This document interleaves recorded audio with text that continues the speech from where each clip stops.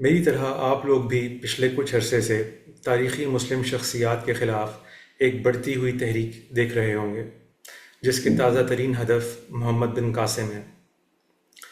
دراصل یہ اس عالمی تحریک کا ایک علاقائی مظہر ہے جسے کینسل کلچر یا ثقافت تنسیق کہا جاتا ہے۔ یہ رد عمل کی نفسیات سے بنایا گیا ایک عوامی رجحان ہے جو اصل میں مغرب میں پیدا ہوا ہے اور نسبتاً کم سن نسلوں جیسے ملینیلز، جین زی وغیرہ سے تعلق رکھنے والے نوجوانوں میں خاص پذیرائی پاتا ہے۔ اس کلچر میں ہر وہ شخص جس سے کوئی نازیبا حرکت یا جملہ صادر ہو جاتا ہے اسے گویا کینسل یا منسوخ کر دیا جاتا ہے، یعنی سوشل میڈیا اور عوامی دباؤ کی طاقت سے اس شخص کی تحقیر کی جاتی ہے، اس کا سماجی بائیکاٹ کیا جاتا ہے، اور اگر وہ کسی اہم عہدے یا مقام پہ فائز ہے تو اسے اس سے ہٹانے کی بھرپور کوشش کی جاتی ہے۔ اکثر تحریکوں کی طرح یہ بھی پیدا تو اچھے مقاصد لے کے ہوئی تھی، مگر دوسرے بہت سے انسانی رجحانات کی طرح کسی معتدل مقام پہ کھڑی نہ رہ سکی اور عجیب انتہاؤں تک پہنچ گئی۔ اس کا مقصد تو یہ تھا کہ طاقتور ادارے اور حکومتیں جب اخلاقی معیارات کو پامال کرنے والے اساتین و عہدیداران کو حفاظت فراہم کریں یا ان کے خلاف قانونی ایکشن لینے میں بے بس نظر آئیں تو عوامی احتجاج سے اس شخص کو بدنام اور خود معذور ہونے پر مجبور کر دیا جائے۔ چنانچہ اس کی کچھ اچھی مثالیں ہمیں می ٹو موومنٹ میں نظر آئیں کہ جن کے باعث خواتین اور بچوں سے طویل عرصے تک زیادتی کرنے والے بڑے طاقتور کرداروں کو منسوخ کر دیا گیا۔ مگر پھر لانگ سٹوری شارٹ ہوا یہ کہ چھوٹی چھوٹی باتوں اور غلطیوں پہ بھی لوگوں کو منسوخ کیا جانے لگا، اور بعض اوقات تو مکمل جھوٹے الزامات کے اوپر بھی۔ مگر پھر یہ رجحان اپنے زمانے کے لوگوں تک محدود بھی نہیں رہا، اسی کا اطلاق تاریخی شخصیات پہ بھی کیا جانے لگا، اور آج کے اخلاقی معیارات کے تحت ماضی میں جس کسی لیڈر یا دانشور کے ہاں کوئی اخلاقی انحراف پایا گیا، جیسے مثلاً کسی عظیم لیڈر کے پاس ماضی میں کوئی غلام پائے گئے یا اس نے کچھ ایسی جنگیں لڑیں جن میں اس دور کے ناقدین کو اپنے ڈرائنگ روم کی کرسی سے بیٹھ کر کچھ اخلاقی خلاف ورزیاں نظر آئیں، تو ان کے بھی مجسمے امریکہ اور یورپ بھر سے گرانے کا سلسلہ جارج فلوئڈ کی ہلاکت کے بعد شروع ہو گیا۔ یہاں تک کہ مظاہرین نے اپنے بانیوں اور قومی ہیروز کو بھی نہیں چھوڑا، اور انہیں بھی اسی طرح کی باتوں پہ کینسل کیا جانے لگا، اور انہیں ان کے زمانے کے اخلاقی معیارات اور حالات کی کوئی رعایت بھی دینا گوارا نہ کیا گیا۔ چنانچہ یہی طرفہ تماشا محمد بن قاسم کے ساتھ ہمارے یہاں بھی شروع ہو گیا ہے۔ محمد بن قاسم کو موضوع بنانے والے متعدد گروہ ہیں۔ ان میں ایک گروہ تو وہ ہے جو محض تاریخ کے تنقیدی مطالعے پہ یقین رکھتا ہے۔ یہ جب محمد بن قاسم سے متعلق تاریخی استناد کو زیر بحث لاتے ہیں تو یہ جانتے ہوئے لاتے ہیں کہ علم تاریخ میں مستند و غیر مستند حقائق کی چھانٹی کیسے کی جاتی ہے۔ ان کے لیے یہ کوئی نئی بات نہیں ہوتی کہ تاریخ ہمیشہ غیر جانبدار مورخین کے ہاتھوں کے لکھی ہوئی نہیں ملتی۔ کبھی فاتحین اسے سرکاری سچ کے ساتھ لکھواتے ہیں، اور کبھی یہ رومانوی کہانیوں کی طرح سینہ بہ سینہ منتقل بھی ہوتی ہے۔ وہ جانتے ہیں کہ یہی اویلیبل مصادر ہیں جن میں سے ہم اپنی تاریخ کا خاکہ بننے پر مجبور ہیں۔ اسی لیے تاریخ کے طالب علموں کی آراء بہت سے معاملات میں ایک دوسرے سے مختلف بھی ہو جاتی ہیں۔ یہ علمی دنیا ہے، یہاں آراء کا اختلاف کوئی بڑا واقعہ نہیں بلکہ معمول کی بات ہوتی ہے۔ اور مسلم تاریخ تو کسی قدر زیادہ ولنریبل اس لیے بھی ہے کیونکہ اللہ تعالیٰ نے اپنے آخری نبی صلی اللہ علیہ وآلہ وسلم کو ایک امی قوم میں بھیجنے کا فیصلہ فرمایا۔ تو ایسی تنقیدی مطالعہ کرنے والے لوگ جب رتب و یابس کو علیحدہ کر کے دکھاتے ہیں، اور وہ رومانویت جو مشرق سے مغرب تک ہر قوم و ملت کے بانیوں اور تاریخ ساز شخصیات کے حوال میں در آتی ہے، اس کی نشاندہی کر دیتے ہیں، تو انہیں قوم کے محسن شمار کرنا ہی درست رویہ ہے۔ چنانچہ اگر محمد بن قاسم کی عمر 17 سال نہیں تھی، یا انہیں یہاں لینڈ کرنے والا پہلا مسلمان کہنا صحیح نہیں، یا مثلاً کسی خاص مارکے میں فوجی تناسب رومانوی ہے حقیقی نہیں، تو اسے تسلیم کرنے میں ہمیں کوئی تردد نہیں ہونا چاہیے۔ یہ اگر علمی معیار پہ پورا اترے تو نصابی کتب میں بھی انہیں تبدیل کر دینے میں سبقت دکھانی چاہیے۔ مگر ایک دوسرا گروہ یہاں تک محدود نہیں رہنا چاہتا۔ اس کے نزدیک محمد بن قاسم مکمل طور پہ کینسل ہونے کے حقدار ہیں۔ اس منسوخی کے لیے اگرچہ وہ کچھ ثانوی نوعیت کے تاریخی تضادات اور ناممکنات کا حوالہ بھی دیتے ہیں، جیسے مثلاً ایک مقید عورت کی پکار آخر اتنی دور عرب حکمرانوں تک کیسے پہنچ گئی؟ دیبل کی فتح کے بعد کئی دن تک قتل عام کیا گیا جو ظلم ہے، اور محمد بن قاسم کا مایوس کن انجام بتاتا ہے کہ اسے کوئی ہیروز ویلکم نہیں دیا گیا وغیرہ۔ مگر اول تو یہ ناپختہ قسم کے اعتراضات ہیں جن کے جوابات بآسانی اور بالعموم انہی مصادر میں سے مل جاتے ہیں جن سے ناقدین خود استشہاد فرما رہے ہوتے ہیں، یا تاریخ کے اس دور میں رکھ کر سمجھ میں آ جاتے ہیں جن میں وہ پیش آئے ہوتے ہیں۔ دوسرے اہل علم ان کے جوابات دے رہے ہیں یا دے دیں گے، مجھے اس میں کوئی شک نہیں، اس لیے میں انہیں لائق التفات نہیں سمجھتا۔ میرے لیے اہم ان کا اصل اور بنیادی اعتراض ہے، جو یہ ہے کہ وہ ایک ایگریسر یعنی حملہ آور تھے، اور ان کے مقابل میں راجہ داہر سن آف دا سوائل اور اپنی قوم کے رکھوالے تھے۔ اس لیے ہمیں ہمیشہ سن آف دا سوائل کے ساتھ کھڑا ہونا چاہیے، نہ کہ باہری ایگریسر کے ساتھ۔ یہ کینسل کلچر کے کارکنان اور حامیوں کے یہاں سے اٹھنے والا ایک بین الاقوامی رجحان اور دلیل ہے، اور وہ اس کا استعمال نہ صرف تاریخ کے فاتحین کے خلاف کر رہے ہیں بلکہ مغرب میں انبیاء علیہ السلام کے خلاف بھی، اور یہ جذباتی اپیل بھی رکھتا ہے۔ اس لیے اس کا تجزیہ میرے نزدیک نہایت ضروری ہے۔ اس سے پہلے کہ اس کا تجزیہ کریں، اس حقیقت کو باور کرنا ضروری ہے کہ اس رجحان کا محرک بھی ایک نیک جذبہ بنا ہے، اور وہ یہ کہ ناقدین کے نزدیک اسی طرح کی رومانوی داستانوں کی وجہ سے ہمیں بہت سی عسکری تنظیموں اور نان اسٹیٹ ایکٹرز کے فتنے بھگتنے پڑ رہے ہیں جو ایسی ہی داستانوں کو ریکریٹ کرنا چاہتے ہیں۔ یہ داستانیں ایک ایسا مائنڈ سیٹ پیدا کرتی ہیں کہ جن سے آمریت اور علاقائی جارحیت کے لیے افرادی قوت مسلسل مہیا ہوتی رہتی ہے، اور ہماری قومی شناخت بھی غلط تصورات پہ استوار ہوتی جاتی ہے۔ تو کیوں نہ اس مائنڈ سیٹ کا سدباب کرنے کے لیے ان تاریخی واقعات کو ہی بے اصل یا غیر اخلاقی ثابت کر دیا جائے۔ اس نیک جذبے کی قدر اپنی جگہ، مگر کسی اچھی کاوش کی بنیاد جھوٹ پر تو نہیں رکھی جا سکتی۔ ان عسکری اور نام نہاد جہادی تنظیموں کی علمی ڈی بنکنگ ہونی چاہیے، اور علماء اور اسکالرس کی جانب سے کی بھی جا رہی ہے۔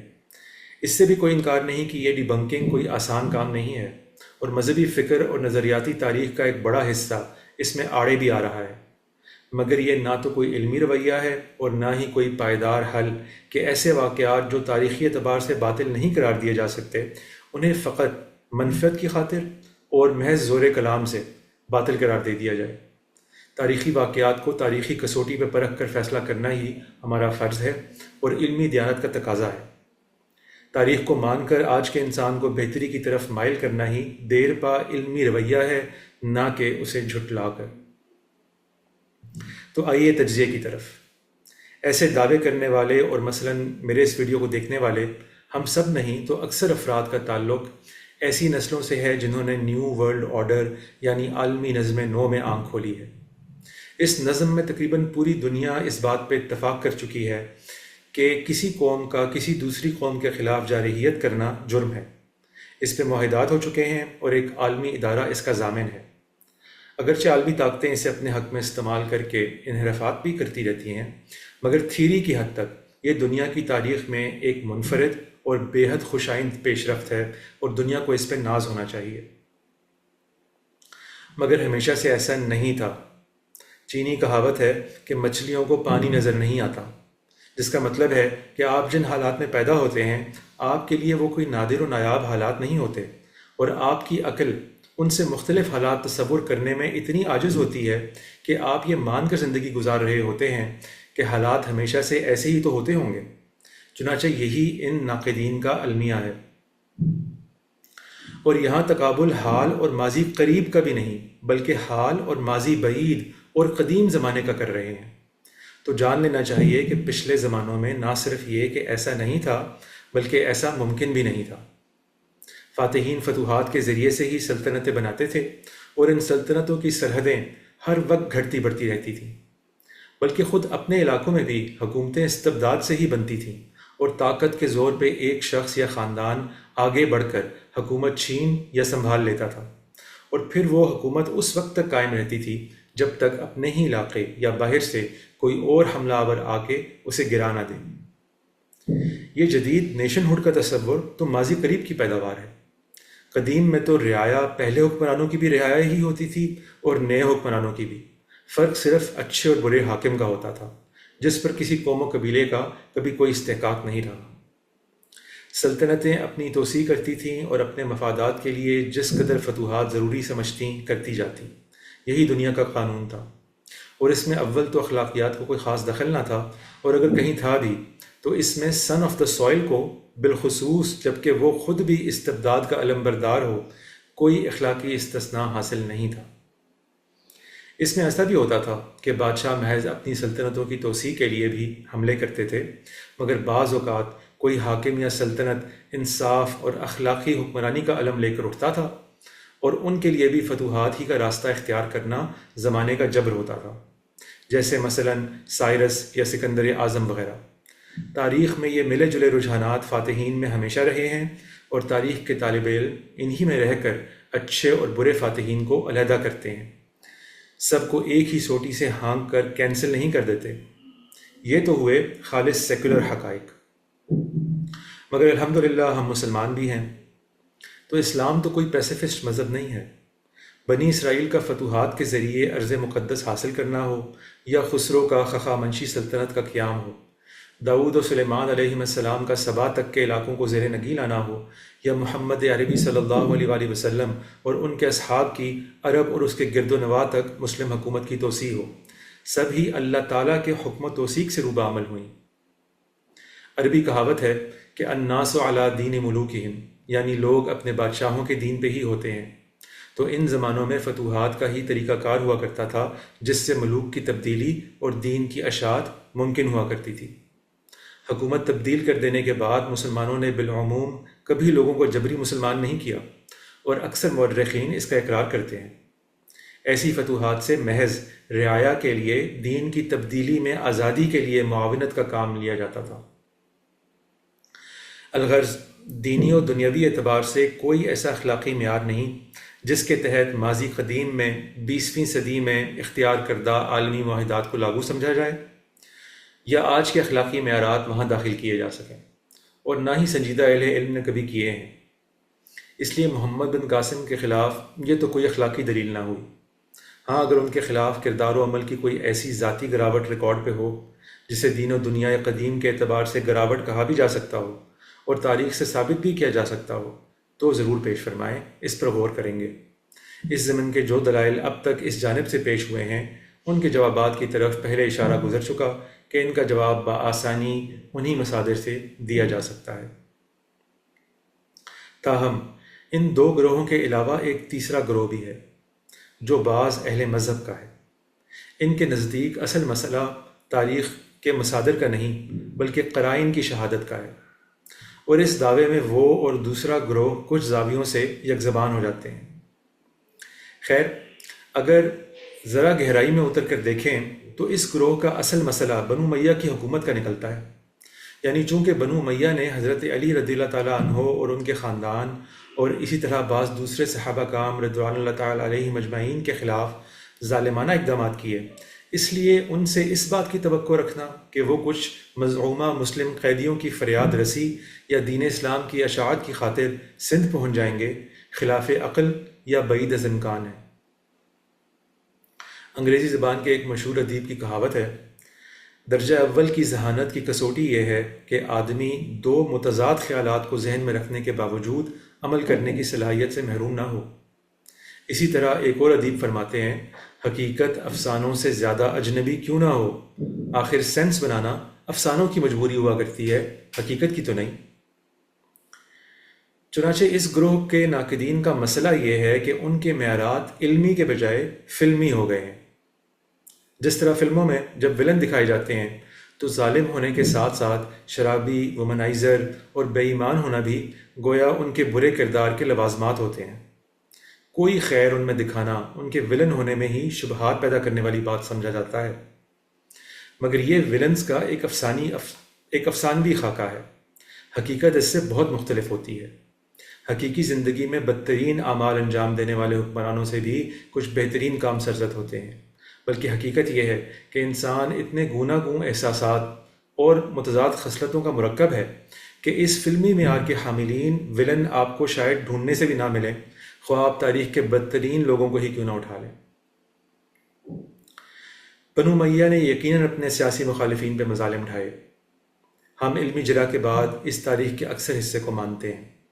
ملوکیت میں سیاسی مخالفین کے ساتھ یہی کچھ ہوا بھی کرتا ہے، بلکہ عین اس وقت جب وہ یہ مظالم ڈھا رہے ہوں گے تو دنیاوی عصبیتوں کے ساتھ ساتھ عین ممکن ہے کہ دینی حمیت کا جذبہ بھی ان ظالموں کے دلوں میں ہو کہ جب ایک حکمران مسند نشین ہو چکا ہے تو باقی سب دعوے داروں کی تو بیعت کرنی ضروری ہے۔ حقیقی دنیا میں آپ کو ویلکم۔ یہاں ایک ڈائمنشنل سٹک فگرز نہیں پائے جاتے، بلکہ کئی مختلف و متضاد احساسات کے جیتے جاگتے انسان پائے جاتے ہیں۔ اسی طرح اس تاریخ کو ماننے میں بھی کوئی تناقض نہیں کہ اندرونی طور پر اپنے مسلم سیاسی حریفوں کے قلع قمع کے ساتھ ساتھ وہ اسلام کی سرحدوں کی توسیع میں بھی دلچسپی رکھتے ہوں گے۔ اس دلچسپی میں بھی کتنی ہی دنیاوی مفادات کی آمیزش ہوگی، مگر اس کا یہ مطلب تو نہیں کہ سب کچھ کو ہی صفر سے ضرب دے دی جائے۔ مزے کی بات یہ ہے کہ جو اصحاب یہ دلیل دے رہے ہیں وہ جذبات کے علمی دنیا میں بے حیثیت ہونے کے قائل بلکہ اس کا راگ الاپتے ہیں۔ اس لیے ان سے درخواست ہے کہ فزیشین ہیل دائی سیلف۔ پھر حکمرانوں کے کوئی بھی عزائم ہوں، جرنیلوں کو اکثر ایک دوسری ہی اعلیٰ کہانی سنا کے سونپا گیا مشن پورا کرنے کے لیے مہمیز دینا بھی انسانی تاریخ میں عام رہا ہے۔ اس لیے بنو امیہ کی کوئی چھپی ہوئی اسکیم بھی اگر ہو جو ان ناقدین کے علم میں کئی سو برس بعد آ گئی ہے تو محمد بن قاسم کو اس کا علم ہونا اور تاریخ میں اس سے مطابقت رکھنے والا عمل ہونا، ان سب کے لیے ہی علیحدہ سے دلائل چاہیے، جو ظاہر ہے تاریخ میں تو نہیں۔ اور قرائن کا استعمال اب اتنا آسان نہیں رہا کہ بس ایک شخص کو ظالم ثابت کریں اور ہر نیکی کو اس سے چھین لیں۔ سب انسانوں کی نیکیوں اور بدیوں سے ایک خدائے بزرگ و برتر ہی واقف ہے، اور اسی کو زیب دیتا ہے کہ گناہوں اور ثوابوں کی جمع تفریق کے بعد قیامت کے روز پروانہ عتاب و نجات انسانوں کے ہاتھوں میں تھمائے۔ ہمیں اس کی چادر کھینچنے کی جرت نہیں کرنی چاہیے۔ اس لیے تاریخی معیارات پہ ہم محمد بن قاسم کو کینسل کرنے کی کوئی وجہ نہیں پاتے۔ ان کے متعلق رومانویت کو کیلیبریٹ کرنا علمی رویہ ہے، مگر انہیں ہیرو سے ولن بنانا آپ کی خواہش ہو سکتی ہے، اور اگر خواہش گھوڑے ہوتے تو بھکاری سوار ہوتے۔ اور تسلی رکھیں، یہ کینسل کلچر مغرب میں تقریباً ریورس ہو چکا ہے اور بہت جلد یہاں بھی ہو جائے گا۔ ایسے ناپختہ رجحانات کی شیلف لائف یا عمر بس کچھ سال ہی ہوتی ہے۔ والسلام۔